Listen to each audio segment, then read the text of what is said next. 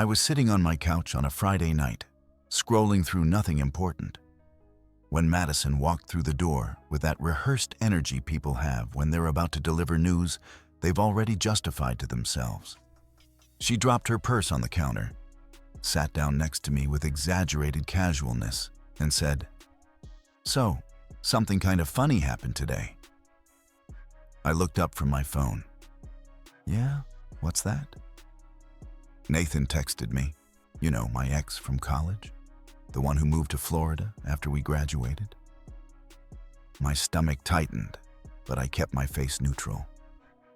"Sure, what about him?" "Well, he bought this incredible beach house in Clearwater last year, and he invited me down this weekend. Just a casual thing, some old friends getting together, nothing crazy." I set my phone down completely. "This weekend." I know, super short notice. But here's the thing. She turned to face me fully, like she'd been preparing this part. "It would honestly be really awkward if you came. You don't know any of those people, and Nathan and I have all this history. And it would just be uncomfortable for everyone. You understand, right?" The audacity was almost impressive. She was sitting there, explaining why her weekend at her ex-boyfriend's beach house would be more enjoyable without her fiancé present, like she was doing me a favor by not making me sit through boring small talk. "When would you leave?" I asked calmly. "Tomorrow morning, early. Drive down Saturday, spend the weekend, come back Sunday night. Really low-key." I studied her face. She wasn't nervous. She wasn't guilty. She was excited. That told me everything I needed to know about what kind of weekend this actually was. "You know what?" I leaned back against the couch. "That sounds like a great opportunity for you. I completely understand why it would be awkward if I tagged along."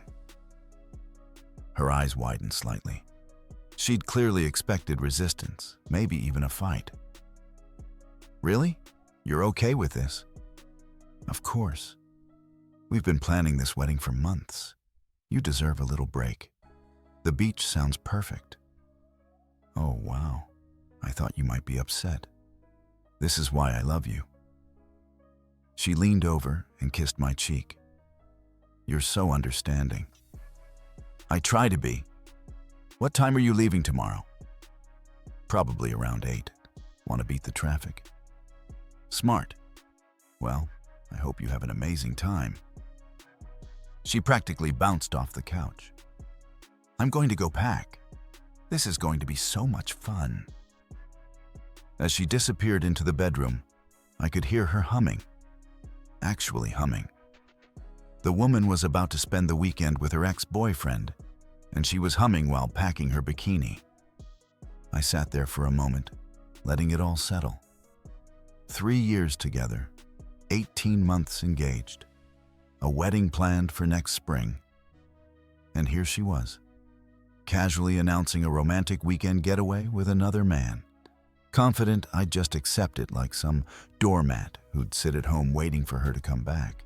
But what struck me most wasn't the betrayal itself. It was how comfortable she felt telling me about it. That comfort told me this wasn't her first time crossing boundaries. It was just her first time being this obvious.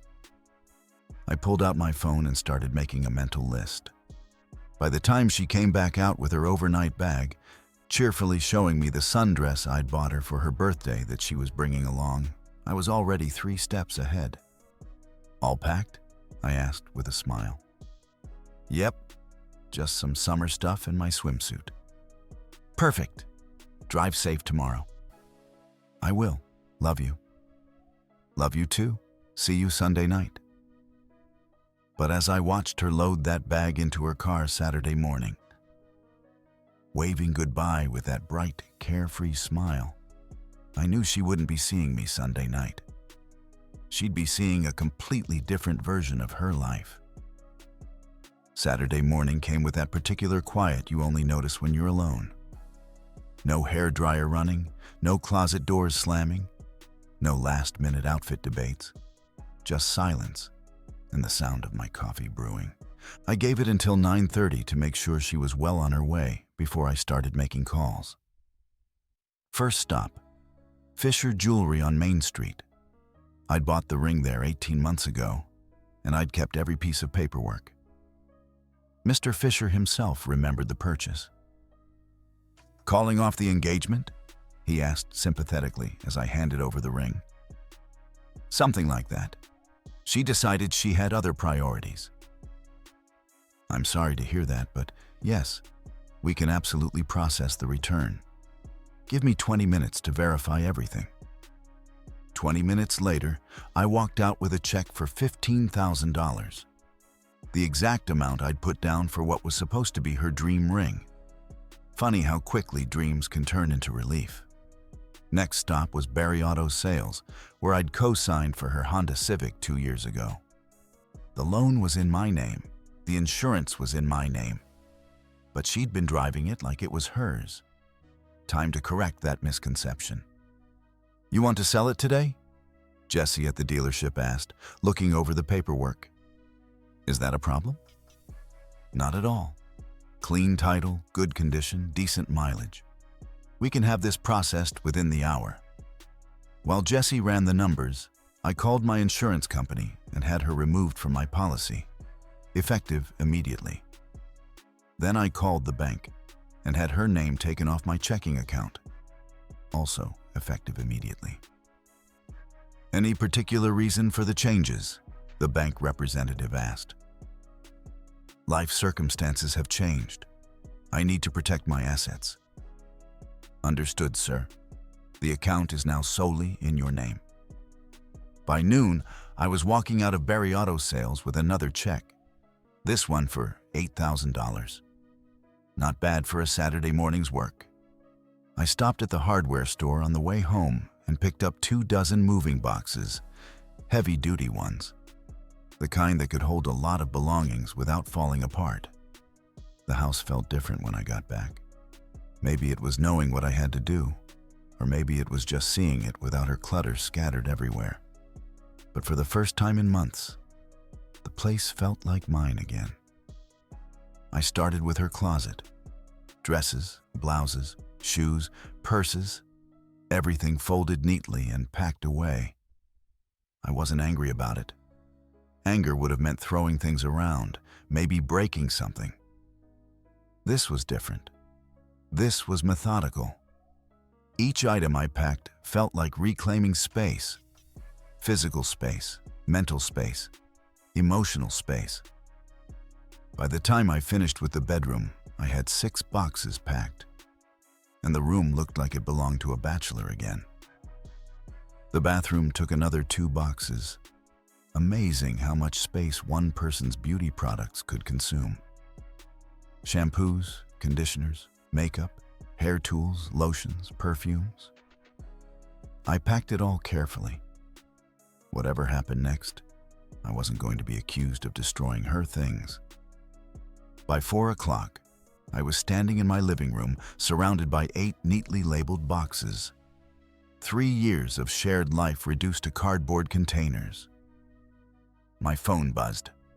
A text from her. "Having such an amazing time. The beach house is incredible, and Nathan is being such a perfect host. Miss you." I read it twice, then deleted it without responding.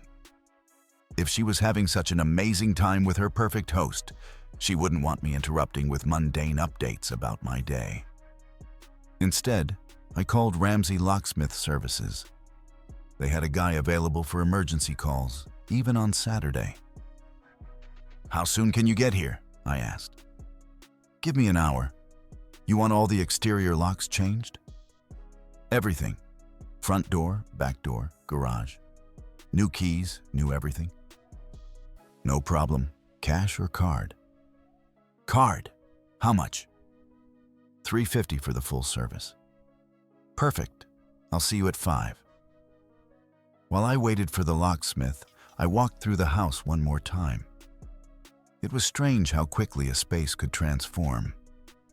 Without her things everywhere, the place felt bigger, cleaner, more like the home I'd bought 3 years ago. I wasn't sad about it. I wasn't even particularly angry anymore. What I felt was something closer to relief, like I'd been holding my breath for months without realizing it. And now I could finally exhale. The locksmith arrived right on time. A friendly guy named William who worked efficiently and didn't ask questions about why I needed every lock changed on short notice. "There you go," he said, handing me a new set of keys. "Nobody's getting in here without your permission." That's exactly what I was hoping to hear. By 6:30 Saturday evening, I was sitting in my newly secured house, surrounded by boxes, holding $23,000 in checks and a completely different perspective on my life.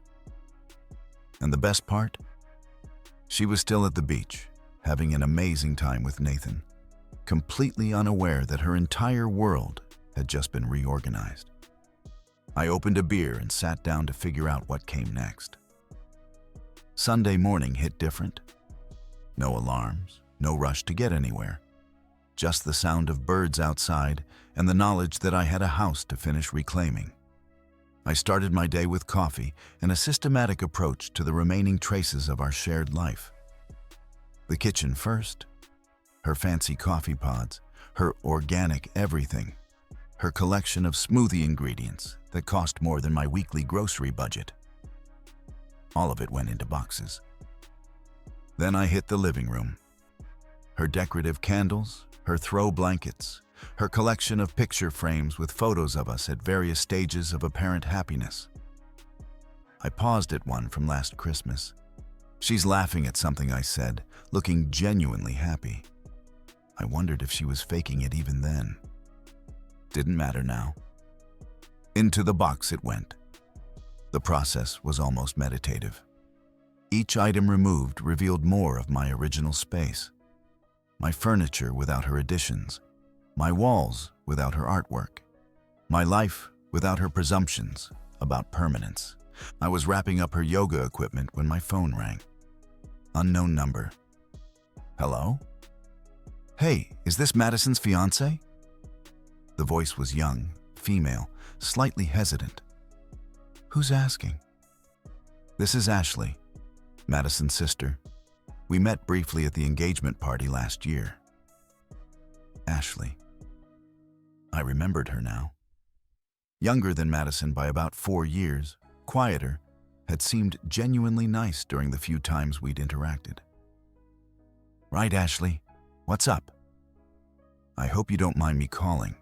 I got your number from Mom's contact list. I heard about Madison's weekend trip and I wanted to check if you were okay." That was unexpected. "I'm fine. Thanks for asking, though. It's just..." She paused, like she was choosing her words carefully. "I know my sister, and I know Nathan. And when I heard about this beach house weekend, I got worried for you." Interesting.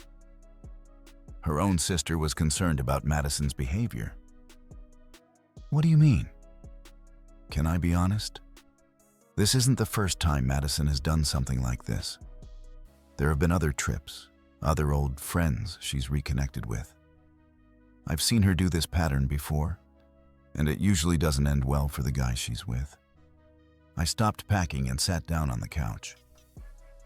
"You're saying she's done this to other people?" "I'm saying my sister likes attention from multiple sources, and she's really good at making it seem innocent when it's not." The confirmation of what I'd suspected felt oddly validating. "Why are you telling me this?" "Because you seem like a decent person, and because I've watched her hurt people before, and I hate it. She makes these choices, but somehow it's always the other person who ends up feeling like they weren't enough." "Well, you don't need to worry about me feeling like I wasn't enough." She laughed, a genuine sound. "Good. You deserve better than someone who thinks a weekend with her ex is appropriate behavior for an engaged woman." We talked for another 10 minutes. Ashley was easy to talk to, direct without being harsh, funny without trying too hard. The complete opposite of her sister's constant performance. "What are you doing for dinner tonight?" she asked as our conversation was winding down. "Honestly, I was just going to order pizza and figure out my next move." "Want some company?" "I mean, if that's not weird. I just feel like you shouldn't be alone today." It was weird. But it was also the first genuine offer of support I'd received in months. "You know what? That sounds great. You like Italian?" "Love it. There's a place called Russo's on 5th Street that's supposed to be amazing." "I know the place. 7:30. "Perfect. See you there." After we hung up, I went back to packing. But my mood had shifted. Ashley's call had reminded me that not everyone in Madison's family shared her approach to relationships. Some people still believed in loyalty, honesty, basic respect. By 3 o'clock, I had everything packed and organized. 12 boxes total, all labeled and stacked neatly in the garage. I'd left them there instead of the driveway because I wanted the reveal to be perfect. She needed to see exactly how thoroughly her life had been removed from my space. I spent the rest of the afternoon cleaning the house, not because it was dirty, but because I wanted every trace of her erased. I vacuumed, dusted, reorganized the furniture back to the way I'd had it before she moved in. By the time I was done, the place looked exactly like it had 3 years ago, like she'd never been there at all. I was showering and getting ready for dinner when my phone buzzed with another text from Madison. "Another perfect day. Nathan surprised us with a boat trip. He's such a good friend. Can't wait to tell you all about it tomorrow. Nathan's such a good friend. Right." I deleted the text and finished getting ready. At 7:25, I was walking into Russo's, feeling better than I had in months. The future was uncertain, but for the first time in a long time, it felt like it belonged to me. Ashley was already at a corner table when I walked in, and I realized I'd forgotten how different she was from her sister. Where Madison was always perfectly put together in that calculated way, Ashley looked naturally beautiful. Simple dress, minimal makeup, genuine smile when she saw me approach. "Thanks for coming," she said as I sat down. "I wasn't sure you'd actually show up." "Honestly, I needed the distraction. It's been an interesting weekend." "I can imagine. Want to talk about it, or should we pretend this is just a normal dinner between normal people?" I laughed. "Let's start with normal and see where it goes." The conversation flowed easily. She was a graphic designer, working freelance while building her own client base. She traveled more than Madison ever had, was funnier than I remembered, and had this way of listening that made me feel like what I was saying actually mattered. "So, what's your genuine opinion about this whole beach house situation?" I asked after we'd ordered. She set down her wine glass and looked directly at me. "You want my genuine opinion?" "Always." I think Madison sees relationships like a safety net. She keeps you around for security while testing other options. Nathan isn't her first old friend she's reconnected with. "And you know this how?" "Because I've been cleaning up her messes since we were kids. She'd break something, I'd get blamed for not watching her. She'd lie to our parents. I'd get in trouble for not stopping her. She'd hurt her boyfriends. I'd be the one they'd call crying about what they did wrong." That explained a lot about the family dynamic I'd observed over the years. "The thing is," Ashley continued, "she's never faced consequences, not once. Someone always swoops in to fix things, make excuses, enable her to do it again. Well, that pattern ends now." "Good," she smiled. "What are you planning to do?" I told her about the ring, the car, the boxes, the locks. Her eyes widened with each detail. "You did all of that yesterday?" "Most of it. Finished the packing today." That's... She paused, searching for words. That's the most decisive thing I've ever heard anyone do in response to Madison's behavior. Usually guys just sit around hoping she'll change. Hope is not a strategy. Exactly. God, I wish more people understood that. The waiter brought our food, but neither of us seemed particularly focused on eating. The conversation had shifted into something more intimate, more honest than I'd expected. "Can I ask you something?" Ashley said. "And you can tell me it's none of my business." "Go ahead." "Do you think you actually loved her? Or did you love the idea of what she could have been?" The question caught me off guard because it was so precise.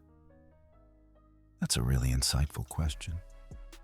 I ask because I've watched guys get involved with Madison, and they always seem to be in love with potential rather than reality.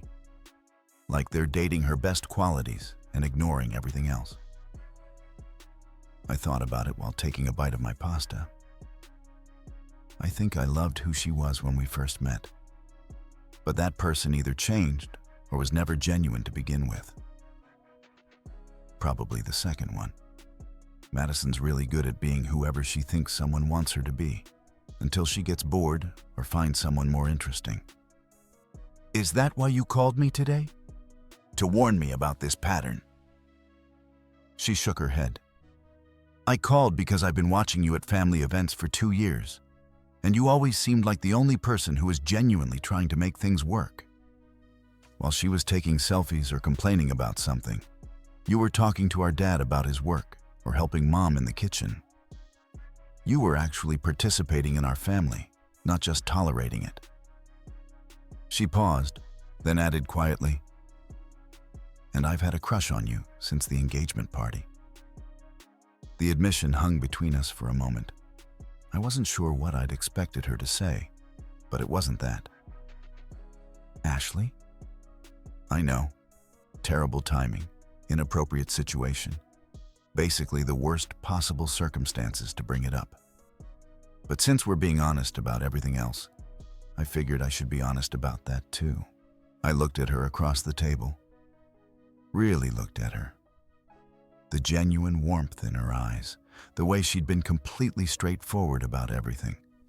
The fact that she'd reached out to check on me when no one else had. "You know what? The timing is actually perfect." "Really?"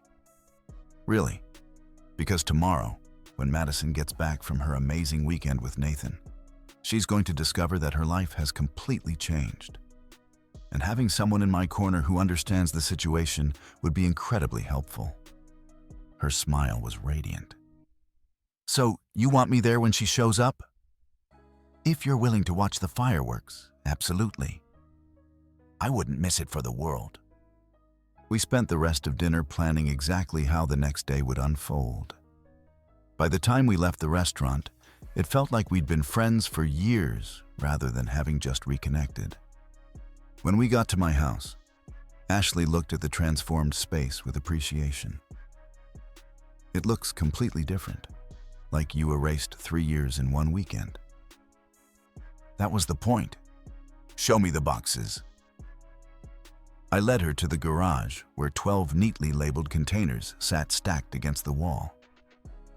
She walked around them slowly, taking in the scope of what I'd accomplished.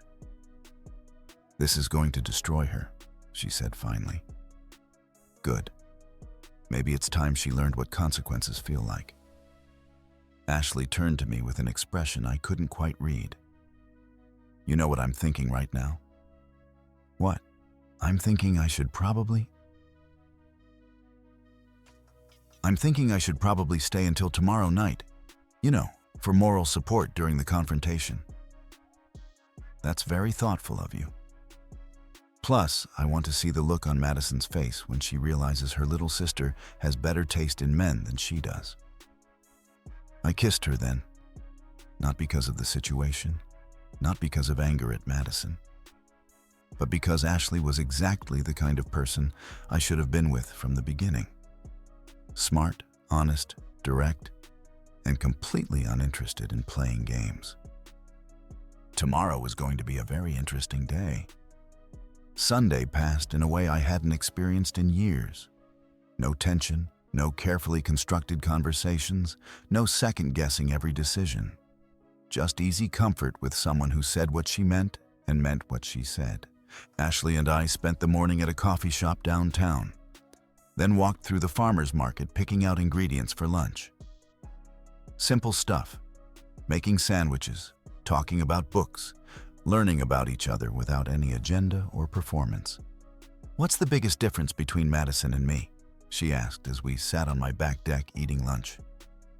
"You want an honest answer?" "Always." Madison makes everything feel like work.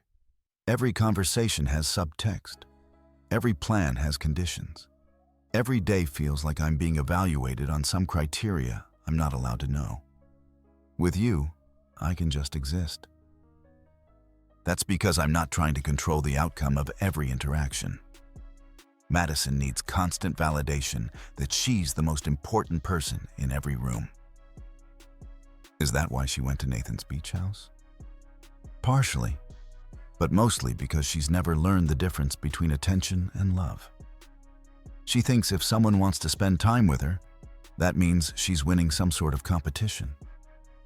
Around 3 o'clock, I sat down at my laptop and composed an email. Ashley read over my shoulder as I typed. "Madison, by the time you read this, you'll have discovered that your living situation has changed. Your belongings are boxed and ready for pickup in the garage. Your car has been sold since it was financed in my name. Your engagement ring has been returned since the engagement is terminated. The locks have been changed for obvious reasons. I hope your weekend with Nathan was worth it, because it cost you a relationship with someone who actually loved you. Don't contact me. Don't come to my workplace. We're done. Best of luck in your future endeavors." "That's perfect," Ashley said. "Professional, complete, no room for negotiation." Think it's too harsh? I think it's exactly as harsh as the situation requires. She made her choice. Now she gets to live with it. I saved the email as a draft, but didn't send it yet. I wanted Madison to discover the physical changes first, then get the written explanation. Around 4:30, Ashley's phone rang. She looked at the screen and grinned. "It's Madison. Should I answer?" "Absolutely. Act normal." Ashley put the phone on speaker. "Hey Madison, how's the beach?" "Ashley, oh my God, it's been amazing. Nathan has this incredible house right on the water, and we've been having such a good time catching up.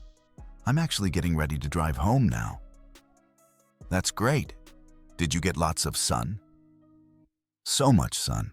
I'm going to be tan for weeks.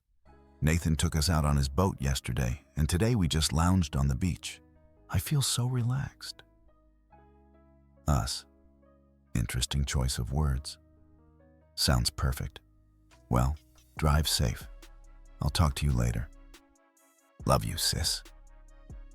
After Madison hung up, Ashley looked at me. "She'll be here in about 3 hours." "Perfect. That gives us time to move the boxes from the garage to the driveway." We spent the next hour arranging Madison's entire life in neat stacks next to the driveway. 12 boxes labeled with contents, organized by room, looking like the world's most devastating garage sale.